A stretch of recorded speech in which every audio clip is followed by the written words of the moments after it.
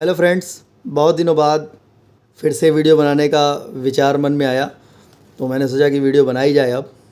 और जैसा कि आप सब जानते हैं कि क्लास 10th का पहला चैप्टर है रासायनिक अभिक्रिया एवं समीकरण। उसमें रासायनिक अभिक्रिया के प्रकार जब आप पढ़ेंगे तो उस प्रकार में एक प्रकार आएगा विस्थापन अभिक्रिया।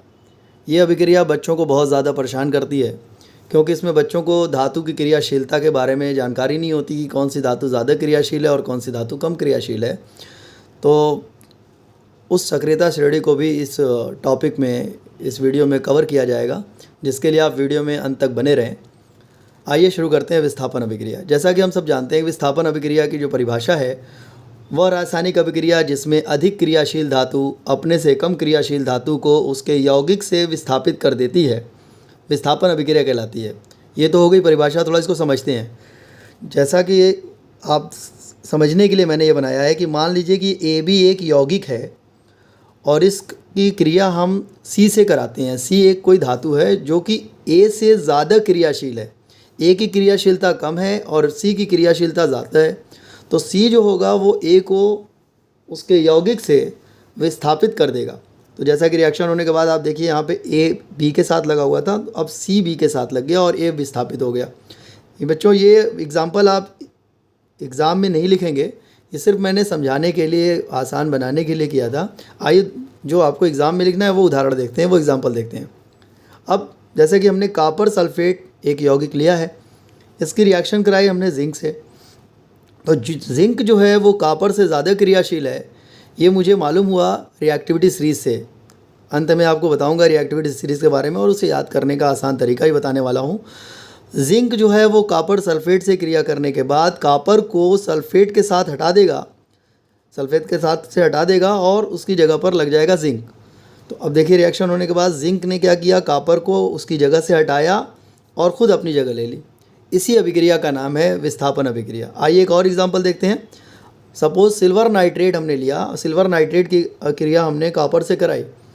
अब सिल्वर नाइट्रेट में सिल्वर जो है वो कॉपर से कम क्रियाशील है, तो कॉपर क्या करेगा, सिल्वर को यहाँ से भगाएगा, हटा देगा और ख़ुद उसकी जगह ले लेगा। जैसा कि आप रिएक्शन में देख रहे हैं, कॉपर ने नाइट्रेट के साथ एक यौगिक बना लिया और सिल्वर बाहर हो गया।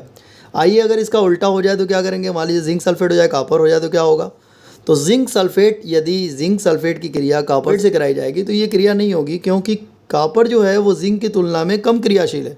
तो कम क्रियाशील वाला वो ज़्यादा क्रियाशील धातु को उसके यौगिक से विस्थापित नहीं कर पाता, इसलिए अभिक्रिया नहीं होगी। तो अब हमको इस अभिक्रिया को करने के लिए सक्रियता श्रेणी यानी रिएक्टिविटी सीरीज़ की ज़रूरत पड़ेगी और उसको याद भी करना होगा एग्ज़ाम में, तो वो हमारे सामने होगी नहीं।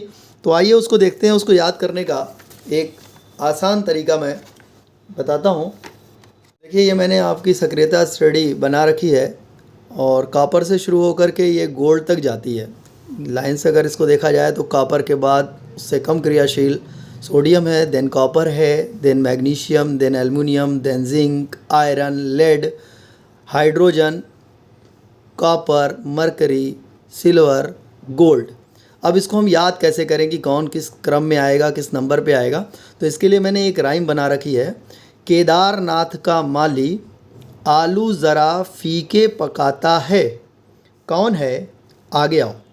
तो अब केदारनाथ का के जो है वो पोटेशियम को रिप्रेजेंट करेगा, नाथ का सोडियम को, Na जो है वो सोडियम को रिप्रेजेंट करेगा, का यानी कैल्शियम, माली का मतलब मैग्नीशियम, आलू एल्युमिनियम, ज़रा का मतलब जिंक, फीके का मतलब आयरन और पकाना का मतलब लेड से ले लेंगे, है हाइड्रोजन। हम सब जानते हैं कि हाइड्रोजन।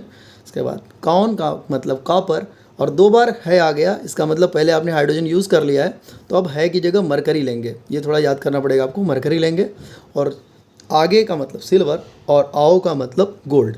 अब देखिए जैसे मान लीजिए केदारनाथ का माली ने आलू फीका पका दिया, तो अब पूछा जाएगा फिर कौन है, आगे आओ, किसने फीका बनाया है। तो वहाँ से ये राइम आप इसको कंप्लीट कर सकते हैं। केदारनाथ का माली आलू ज़रा फीके पकाता है, कौन है, आगे आओ। तो ऐसे आप रिएक्टिविटी सीरीज़ को बड़ी आसानी से याद कर सकते हैं। इस रिएक्टिविटी सीरीज़ में सबसे ऊपर का पोटेशियम है और पोटेशियम सबसे ज़्यादा क्रियाशील है और लास्ट में ये आपका गोल्ड है। गोल्ड जो है वो सबसे कम क्रियाशील है। Thanks for watching.